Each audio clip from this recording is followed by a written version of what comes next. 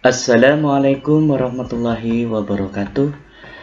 Anak-anak yang saya banggakan, berjumpa lagi dengan saya. Bagaimana kabar kalian? Tetap semangat, menjaga kesehatan, selalu berdoa kepada Allah Subhanahu wa Ta'ala. Anak-anak, kali ini kita akan melanjutkan belajar tema 3, benda di sekitarku, subtema 3, perubahan wujud benda.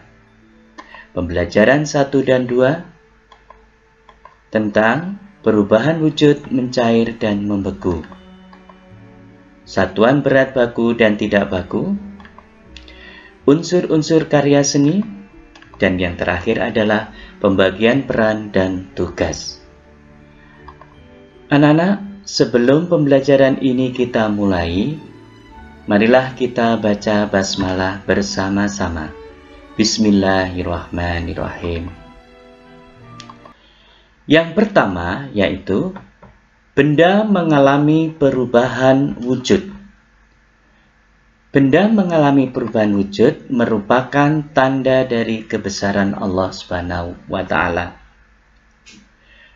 Benda apa saja yang bisa mengalami perubahan wujud, dan perubahan wujud apa yang dialami oleh suatu benda? Yang pertama, mencair, meleleh, atau melebur. Apa maksud dari mencair, meleleh, dan melebur? Perubahan wujud dari padat menjadi cair. Bagaimana dengan contohnya? Yang pertama adalah pembuatan es krim. Kemudian pembuatan es batu atau es tube. Kemudian coklat, melelehkan coklat atau ya. Semua benda ini tadi akan mencair bila diletakkan di tempat terbuka, terkena cahaya matahari atau panas matahari, atau pada suhu yang panas. Perubahan wujud yang kedua yaitu membeku. Apa itu membeku? Perubahan wujud dari cair menjadi padat. Dan contohnya es batu, kemudian membuat puding, ya. Nah, kedua benda ini juga sama, yaitu akan mengalami pembekuan jika dimasukkan ke dalam freezer, dalam kulkas, ya. Oke. Masih dalam perubahan wujud benda. Ini ada skema yang bisa kita ketahui bersama nanti, yaitu mencair dan membeku tadi ya. Mencair itu adalah memerlukan panas atau kalor. Kalau membeku itu melepaskan kalor atau melepaskan panas. Nah, ini bisa kalian pelajari ya. Ini adalah skema tentang perubahan wujud benda. Yang kita awali tadi adalah mencair dan membeku. Oke, kita lanjutkan. Baiklah anak-anak, sekarang perhatikan benda berikut ini. Yang pertama adalah kapur tulis, coklat, mentega, es batu, dan gelas plastik. Jika kelima benda ini diletakkan di tempat yang terbuka, terkena langsung oleh cahaya matahari, dan didiamkan selama 15 menit, maka yang terjadi ya akan mencair dalam waktu yang berbeda. Nah, untuk mengetahui tentang mencair, sekarang perhatikan pembahasan berikut ini. Es mencair jika suhunya mencapai 0 derajat Celcius. Besi dapat dicairkan jika dipanaskan sampai suhu 600 derajat Celcius. Jadi, setiap benda mulai mencair pada suhu yang berbeda-beda. Dan suhu di saat benda mulai mencair disebut titik leleh. Seperti contoh pada kapur, kemudian coklat, mentega, es batu, dan plastik, ini juga mempunyai titik leleh. Nah, kapan dia mulai mencair? Tergantung pada suhunya. Ya, oke. Kita lanjut. Baiklah, sekarang kita lanjutkan dengan membuat es krim. Terdapat pada buku tema 3 halaman 132 sampai 133. Kalian nanti di rumah mencoba dengan orang tua untuk membuat es krim. Ya, ini bukan tugas, tapi anak-anak disuruh mencoba aja. Kalau udah jadi, kalian nikmati ya. Oke, kita lanjut. Berikutnya adalah membuat kue coklat. Adapun bahan-bahannya yaitu 8 butir kuning telur, 200 gram gula tepung, setengah sendok teh garam, 5 butir telur yang diambil putihnya. Bahan yang dicampur menjadi satu yaitu 1 sendok teh baking powder, 25 gram coklat bubuk, 125 gram mentega, 25 gram maizena, dan 1 kg coklat masak. Nah, dalam pembuatan kue di sini terdapat satuan berat, yaitu menggunakan satuan baku dan satuan tidak baku. Nah, di dalam resep, satuan bakunya yaitu ada gram dan kilogram. Sedangkan satuan tidak baku yaitu sendok teh. Begitu pula dengan 8 butir kuning telur. Itu juga termasuk satuan tidak baku. Ya. Nah, mengapa demikian? Karena 8 butir telur itu dilihat dari besar kecilnya telur.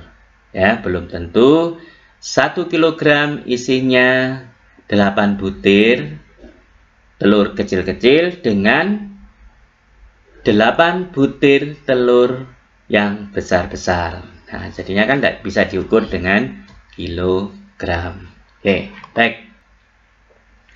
Sekarang perhatikan minuman ini ya. Segar sekali kalau kita minum pucuk harum ini ya. Minum teh botol. Oke. 1 botol isinya 600 gram. Di sini terdapat 3.